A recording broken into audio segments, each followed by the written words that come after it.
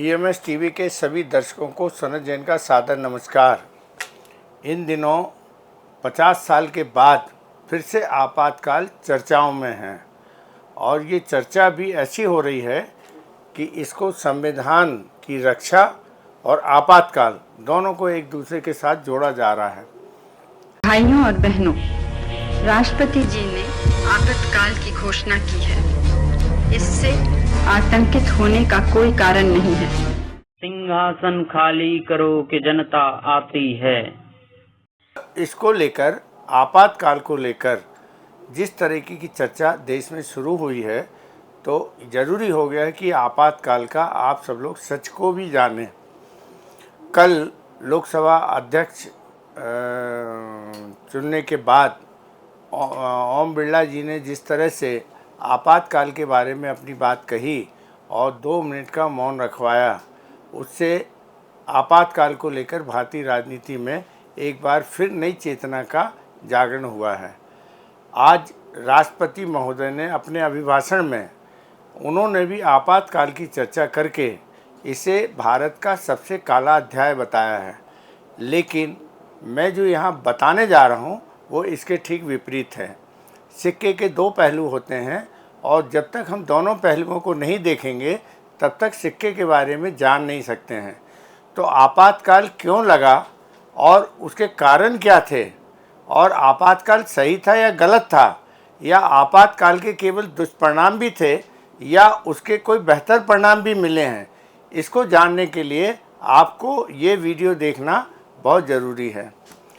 बात हो रही है 1970-71 में बहुत सारे परिवर्तन आए थे। बैंकों का राष्ट्रीयकरण हुआ था, प्रिवी पर्स बंद किया गया था राजाओं का, और इसी बीच जब ये सारा गरीबी और बेहाली, खाद्यान्न की समस्याएं थीं, तो उस समय इंदिरा गांधी कुछ साहसिक निर्णय ले रही थी। उसी बीच में 1971 का लोकसभा चुनाव हुआ और लोकसभा चुनाव में इंदिरा गांधी को अप्रत्याशित जीत हासिल हुई। जब ये जीत मिली तो ये जीत इतनी बड़ी थी कि लोग उसमें आश्चर्य कर रहे थे। लेकिन इसी बीच एक नई घटना हुई कि पाकिस्तान से भारत के सीमावर्ती इलाकों में लगातार घुसपैठ हो रही थी, हमले हो रहे थे। पाकिस्तान के अंदर जो पूर्वी पाकिस्तान था, जहाँ पर वो बांग्लादेशी रहते थे, वहाँ पर पाकिस्तान की सेना ने बंगालियों का उत्पीड़न शुरू कर दिया था और पाकिस्तान में आंतरिक विद्रोह की स्थिति बन गई थी। इस मौके का फ़ायदा इंदिरा गांधी ने उठाया और भारतीय सेना के जो उस समय जनरल मानिक शाह थे, उनके साथ मिलकर एक ऐसी रणनीति बनाई कि हम पाकिस्तान की जो बार बार वो हमले करता है, बार बार आतंकवादी घटनाएं करता है, इनसे मुक्ति पाने के लिए कोई स्थायी इलाज करें। तो भारतीय सेना ने पूर्वी पाकिस्तान में जो विद्रोही गुट था, जो मुजीबुर रहमान के नेतृत्व में पाकिस्तान सरकार से लड़ाई लड़ रहा था, उसको मदद देना शुरू की और उसको मदद देते हुए इतना सक्षम बना दिया कि मुजीबुर रहमान का जो आतंकवादी संगठन उस समय पाकिस्तान कह रहा था, उसने अपनी आज़ादी की लड़ाई लड़ना शुरू कर दी। और इसी बीच भारत और पाकिस्तान के बीच में युद्ध हुआ और इस युद्ध में भारत की जीत हुई। भारत ने पूर्वी पाकिस्तान का जो हिस्सा था, जो आज बांग्लादेश है, उसको पाकिस्तान से अलग करके और एक बांग्लादेश राष्ट्र के रूप में उनको मान्यता दी और उनको एक अलग देश बना दिया। ये घटना इतनी बड़ी थी कि इसके अंतर्राष्ट्रीय स्तर पर बड़े दूरगामी परिणाम हुए। अमेरिका पाकिस्तान को समर्थन देता रहा है और पाकिस्तान उसी की सह पे भारत के खिलाफ आतंकवादी घटनाएं और ये सारी गतिविधियां करता था। तो जब ये युद्ध के हालात बन रहे थे, तो इंदिरा गांधी ने अपनी दूरदर्शिता का परिचय देते हुए रूस के साथ एक सुरक्षा संधि की, और जब सुरक्षा संधि हो गई उसके बाद उन्होंने पाकिस्तान के ऊपर, या यूँ कहना चाहिए, युद्ध शुरू हो गया। और इसमें अमेरिका ने 7वां बेड़ा पाकिस्तान की सहायता के लिए अमेरिका से रवाना किया था और रूस ने भारत की सहायता के लिए अपना समुद्री बेड़ा रवाना किया।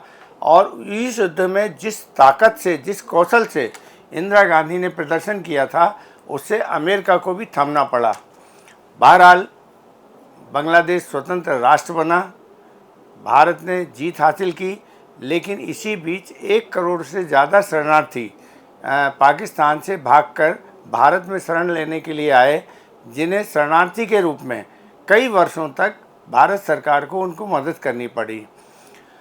जनरल मानिक शाह की कुशल रणनीति थी और सरकार का सपोर्ट था कि 1 लाख से ज़्यादा जनरल नियाजी सहित पाकिस्तानी सेना के लोगों को भारतीय सेना ने आत्मसमर्पण कराया और उन्हें भारतीय जेलों में लंबे समय तक रखा और उनको भी अंतर्राष्ट्रीय कानूनों के तहत उसका निपटारा किया और बाद में उन्हें छोड़ा गया। तो ये सब करने में भारत सरकार के ऊपर आर्थिक बोझ पड़ा। इसी बीच अमेरिका ने भारत पर आर्थिक प्रतिबंध लगा दिए। संयुक्त राष्ट्र संघ ने भी कुछ प्रतिबंधों को लागू किया, जिसके कारण भारत की आर्थिक व्यवस्था तो खराब हुई, विदेशी मुद्रा का जो भंडार था वो जीरो हो गया। कच्चा तेल का आयात करने के लिए भारत सरकार के पास पैसे ही नहीं थे विदेशी मुद्रा में।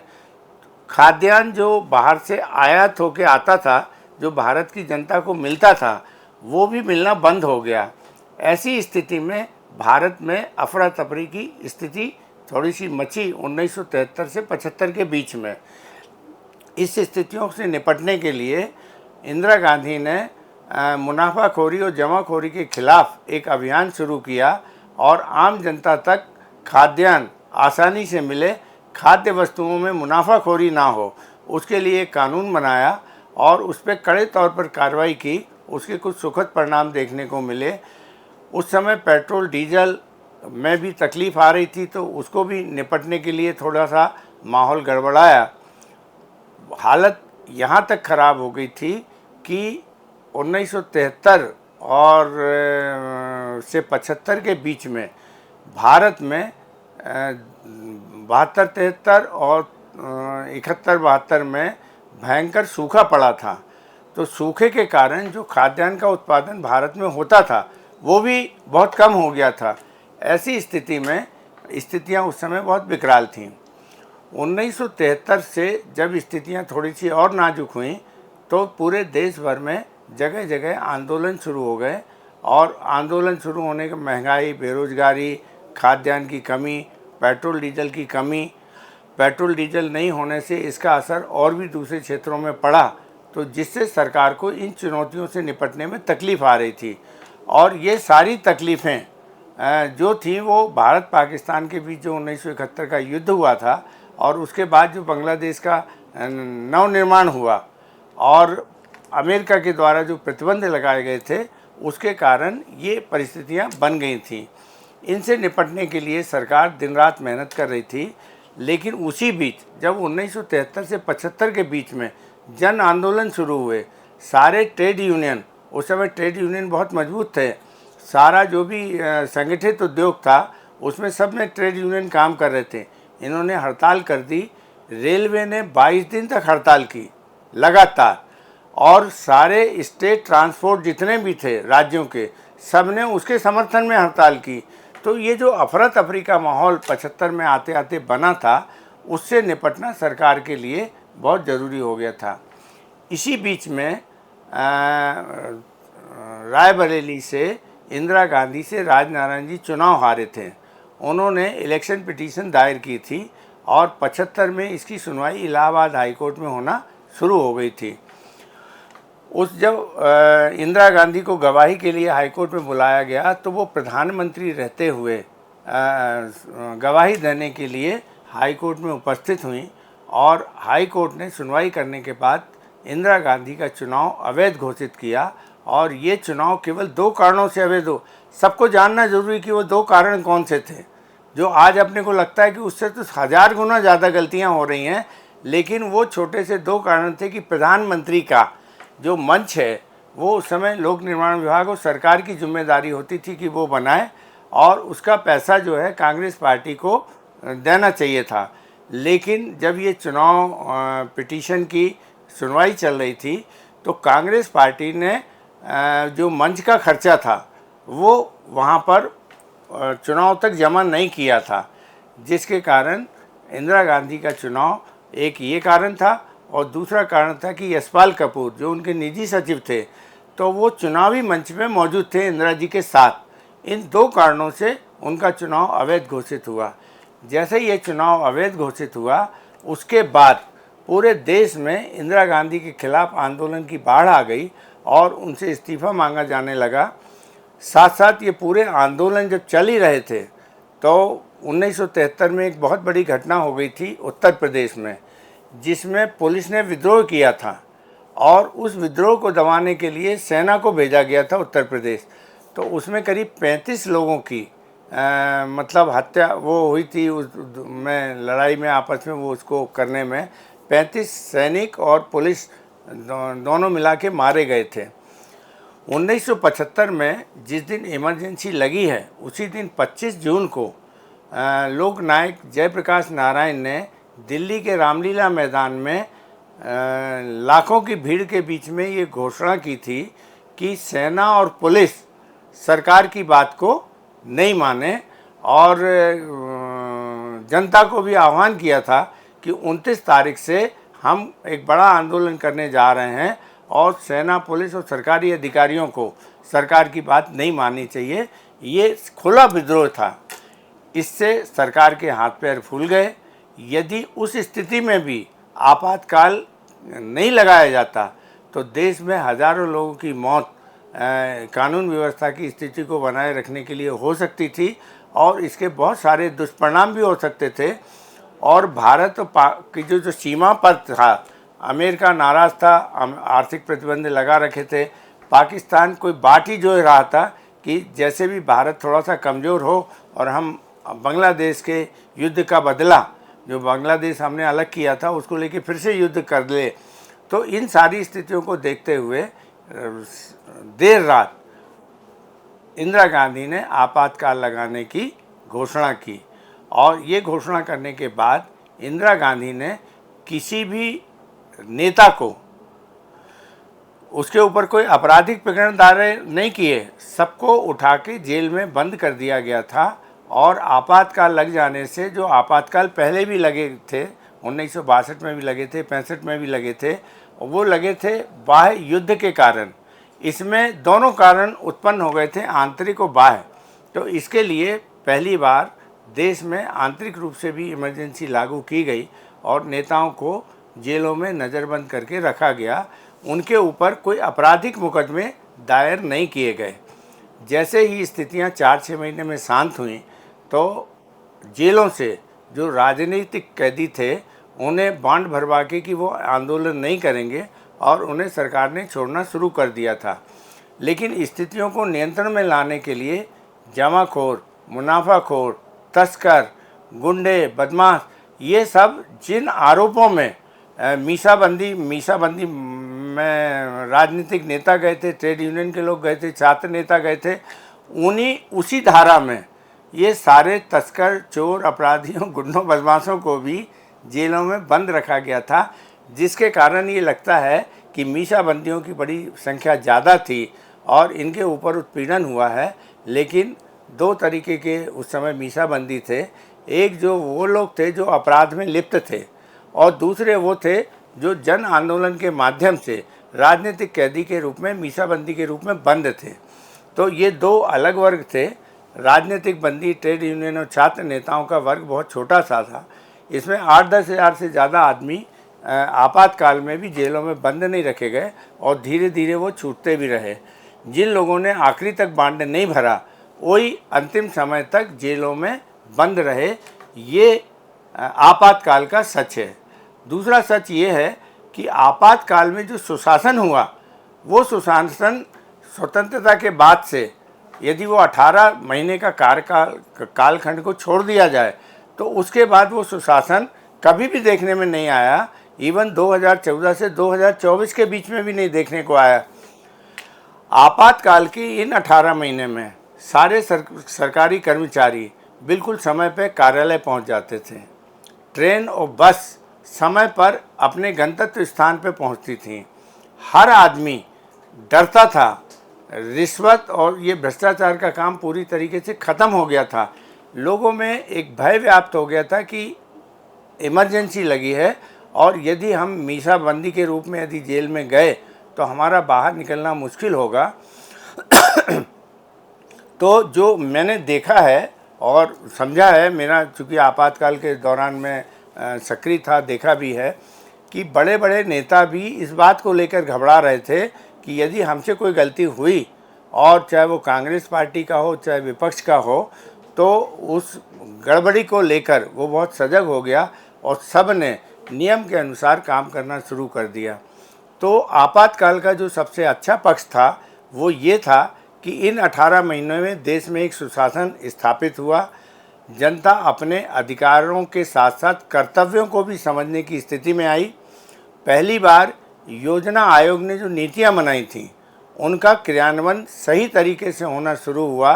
सरकारी अधिकारी कर्मचारियों ने ढंग से काम करना शुरू कर दिया और इसके इतने अच्छे परिणाम मिले कि जो हरित क्रांति की योजना आयोग ने नीति बनाई थी, 1980 तक आते आते भारत हरित क्रांति और खाद्यान्न में आत्मनिर्भर बन गया। ये उस आपातकाल की ही देन है कि जहां उस आपातकाल ने शासन व्यवस्था को एक नई दिशा और दशा देने का काम किया था। उसमें अफरा तफरी खत्म हो गई थी और लोगों में उस समय के राजनेता भी बड़े नैतिक थे, फ्रीडम मूवमेंट से जुड़े हुए लोग नेता बने हुए थे। लेकिन राजनीतिक और सत्ता की महत्वाकांक्षा के कारण जो 1973 से और 1975 के बीच में स्थितियां बनी थीं, उसको कंट्रोल करने के लिए आपातकाल से अच्छा कोई उपाय नहीं था। जहां एक भी आदमी को कानून व्यवस्था की स्थिति में कहीं पे भी लाठी डंडा फिर नहीं चलाने पड़े। जिस दिन से आपातकाल लगा और आपातकाल खुलने तक इन 18 महीने में पूरे देश में सभी राज्यों में शांति रही। सब लोग सृजन की तरफ सोचने लगे, सब लोग अपने अपने दायित्वों का निर्वहन पूरे जिम्मेदारी के साथ करने लगे। इस 18 महीने में इस सोच का ही परिणाम था कि भारत खाद्यान्न में आत्मनिर्भर बन गया, व्यवस्थाएं सही होने लगी, सरकारी योजनाओं का क्रियान्वयन सही होने लगा। और 1980 तक जब ये दोबारा चुनाव हुए, जनता पार्टी की सरकार गिरी और दोबारा चुनाव हुए, तो 1971 से ज़्यादा बहुमत जनता ने इंदिरा गांधी को दिया, क्योंकि तब तक आपातकाल की जो बातें थीं उससे आम जनता को समझ आ गया था कि इसमें बदनामी ज़्यादा हुई है और ऐसा कुछ हुआ नहीं है। तो जब जनता को स्थितियों का सही मायने में पता लगा तो 1971 के से ज़्यादा बहुमत से 1980 में जिताया उसी जनता ने जिस जनता ने 1977 में इंदिरा गांधी को चुनाव हरा दिया था। तो ये कहना, ये बात कांग्रेस क्यों नहीं कह पाई, या इंदिरा गांधी ने ये स्थितियों पर जब ये आपातकाल को लेकर उनका एक काला धब्बा लगा था, तो उन्होंने एक हमेशा से इंदिरा गांधी ने राजनीतिक व्यवस्था और संविधान का पालन किया था। वो एक स्थितियां कुछ समय के लिए बन गई थी। इसको यही कहा जा सकता है कि जिस तरह ऑपरेशन की जब स्थिति आ जाती है और ऑपरेशन के बिना और कोई दूसरा जरिया नहीं होता है किसी की जान बचाने का, तो ये एक ऐसा कृत्य था कि जिसमें लोगों को तकलीफ़ तो हुई। लोग 18 महीने 15 महीने साल भर जेलों में बंद रहे, लेकिन उनके ऊपर इंदिरा जी ने ना तो कोई मुकदमा कभी चलाया और उनमें ये एक अपराध बोध था कि इमरजेंसी के कारण राजनीतिक व्यवस्था और ट्रेड यूनियन के बहुत सारे लोग लंबे समय तक जेलों में बंद रहे हैं। तो उसको उन्होंने माना कि ये अच्छा नहीं हुआ और उन्होंने मन से कभी आपातकाल को अच्छा नहीं माना, स्वीकार नहीं किया। तो उन्होंने उसका माफ़ी भी मांगी और फिर से जैसे ही वो स्थितियाँ नॉर्मल हुई उन्हीं ने आपातकाल ख़त्म किया था और आपातकाल ख़त्म करने के बाद और फिर से सामान्य स्थिति को लाके खड़ा किया था। अब बात हो रही है कि संविधान और आपातकाल की घोषणा।